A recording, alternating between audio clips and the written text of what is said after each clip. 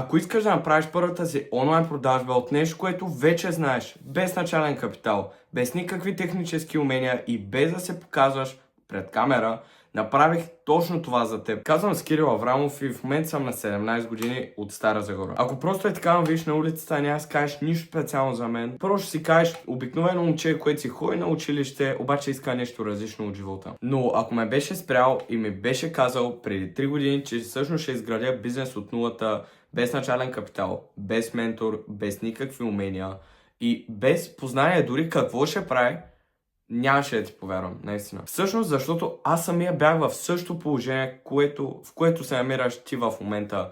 Нали, знаех, че искам нещо повече, обаче не знаех как. На 12 години започна всичко, когато всъщност криптото ме завлече. Тогава ходих на рисуване и всъщност учителката ми по рисуване ме беше запалила по него. Беше 2020 година и всъщност тогава света беше в локдаун, така го кажем, защото COVID беше почнал. Реално беше много интересно, обаче бях наистина малък. Тогава гледах постоянно видеа и четох някакви работи, дори си бях купил една книга, но наистина не знам къде, там за някакви линии и така нататък. Да, разбира се, бях пробвал няколко трейда и всъщност изгубих пари, но разбрах нещо много важно, че то именно криптото не е за хора без пари. Аз тогава нямах никакъв капитал и буквално нямаше какво направя. Бях на 12. И всъщност тогава разбрах, че криптото просто не е за хора, които нямат капитал. Хората, които искат да започнат с крипто, обаче нямат капитал, по-скоро мога да кажа, че играят хазарт, колкото че търгуват. След това пък на 13 разбрах за дропшипинга. И през последните 3 години аз посветих буквално живота си изцяло единствено на дропшипинга от 13 до 16 годишна възраст. Много често всъщност аз не излизах с приятели,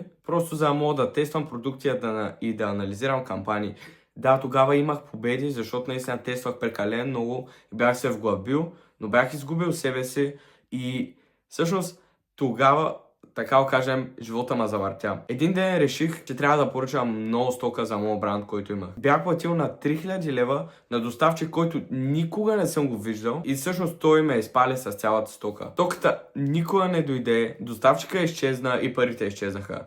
Да, тогава наистина ми беше станало супер гадно, защото тогава си мислих, че след тези 3 години започва вече моето покачване нагоре по стълбицата. Защото гледах постоянно хората как за 2-3 години успяват и реших, че и моя момент е дошъл. Всъщност тогава за първи път ми мина през главата, че може би онлайн бизнеса наистина е измама, или че наистина не съм добър за това нещо, или че нямам качествата. И всички хора, които са казвали, това нещо е просто загуба на време, са били прави. Окей, значи за сега какво става? Нямам никакъв капитал. Да, наистина, всъщност първата седмица след тази случка беше супер тегава и въобще няма да ви опестя, не можех да спа. Но една вечер си казах, че просто всичко трябва да приключи и седнах на този стол, който в момента седя, взех един лист хартия и химикал и направих само едно просто нещо. Написах всичко на този лист, в което съм добър и което знам, че наистина мога да предам като стойност на хората. Буквално дори не се замислях, защото не търсих нищо гениално. Просто търсих нещо, в което знам, че съм по-добър от другите хора и нещо, което знам най-добре. И така да свършиха ми идеите и всъщност погледнах листа и разбрах, че имам всъщност много готини качества. Имах пред себе си как да управляваш реклами с нисък бюджет, как да организираш дигитален магазин за начинаещи и как да намериш доставчик и да избегнеш измамниците. Неща научени с грешки и провали, за които съм платил на 3000 лева. И тогава всъщност осъзнах тази врътка, че аз не съм изгубил тези 3000 лева. Всъщност аз съм купил знание.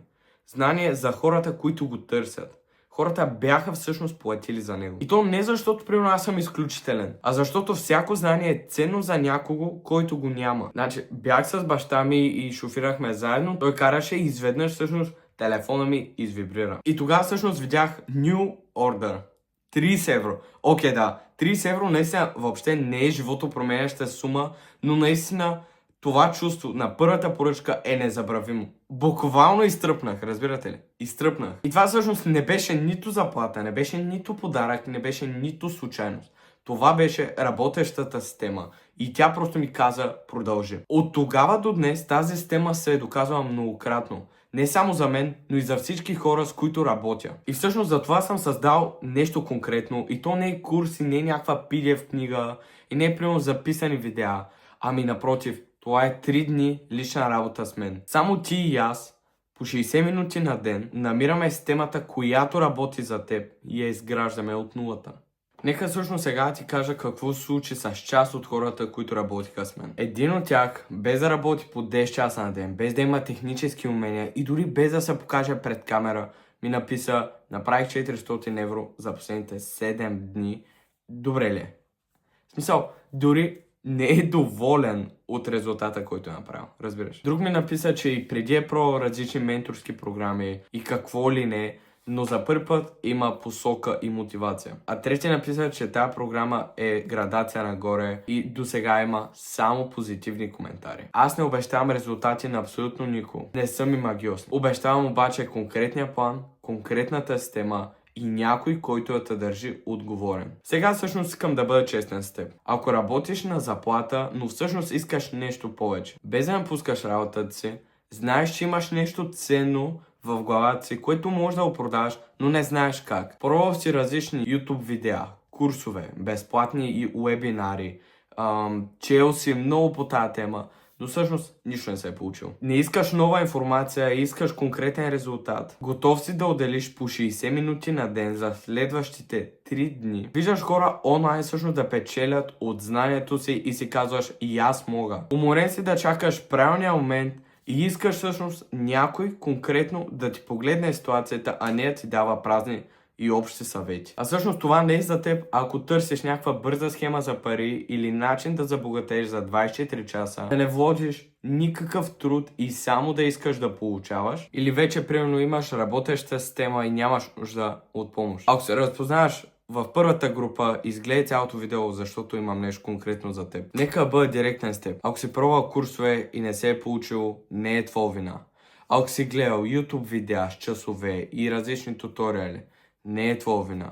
И ако седиш на едно място от прекалено дълго време, слушайки единствено и само безплатни съвети, отново не е твоя вина. Проблема е в системата, не в теб. Всъщност YouTube ти дава информация, но не ти дава правилната посока. Да, знаеш какво да направиш, но не знаеш кое е приложимо за теб. Курсове ти дават теория, но никой не те държи отговорен към нещо, което правиш. Гледаш видеята, забравяш ги и не действаш. А пък безплатните съвети са общи. Те са за всички. Ти не си всички. Ти имаш конкретна ситуация, конкретен проблем и на теб ти трябва конкретен отговор. Просто си хвърлял супер много пари, енергия и време за неща, които работят за масата от хора. Не конкретно за теб. На теб ти трябва конкретно решение. И всъщност точно това, след всеки провал, ти си се питал дали това нещо въобще е за мен и дали това нещо наистина работи. Обаче истината е, че ти просто си направил грешното заключение. Просто моделът е бил грешен, не ти самия. Това, което аз предлагам, е различно по една проста причина. Аз не продавам информация, защото тя информацията може да се намери навсякъде и е безплатна. Продавам конкретна система, която е приложима конкретно за твоята ситуация. Аз лично, реално, лично, наживо. Ден едно, всъщност, конкретно намираме коя е твоята монетизируема страст. Не на теория. Знаем коя е твоята монетизируема страст. Повече хора това не го разбират след години, а пък ти ще го научиш след един ден. През ден-две, всъщност ние изграждаме продуктовата концепция. За кого е, на каква цена, какъв проблем решава. И това нещо ще можеш да го обясниш на всеки за 30 секунди. Което е много важно да знаеш всъщност какво конкретно предлагаш и продаваш. А пък през ден 3 правим конкретния план за първата продажба още тази седмица. И да, първата продажба е съвсем възможна. Стига всъщност да приложиш конкретното действие, което е нужно за да се постигне. Никой друг не ти дава точно това, което аз дам. Не курс, не PDF книга, не някакви записани видеа. Това са 3 дни лична работа с мен. И накрая излизаш конкретната следваща стъпка. И ето всъщност как изглежда процеса. Стъпка 1. Разкриване. Намираме точно кое е умението всъщност, за което хората биха платили. Не трябва да бъде нещо ново или грандиозно. Търсим нещо, от което ти си добър, което вече знаеш и хората биха намерили стойност в него. Стъпка 2 е опаковане всъщност на продукта. Превръщаме умението в продукт. Правим конкретна, неустоима оферта, конкретна цена и намеряме аудиторията, която търси решение на проблема, който те има. Стъпка 3 е позиционирането.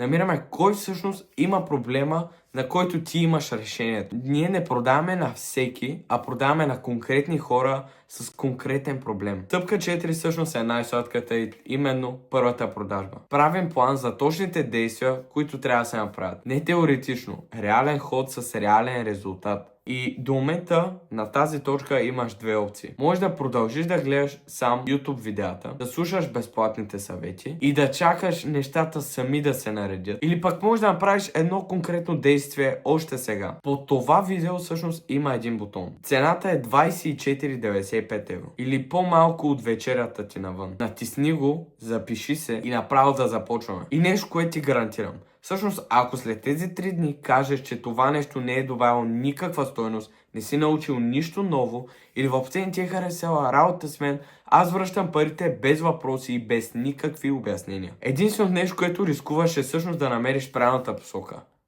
Айде, очаквам те!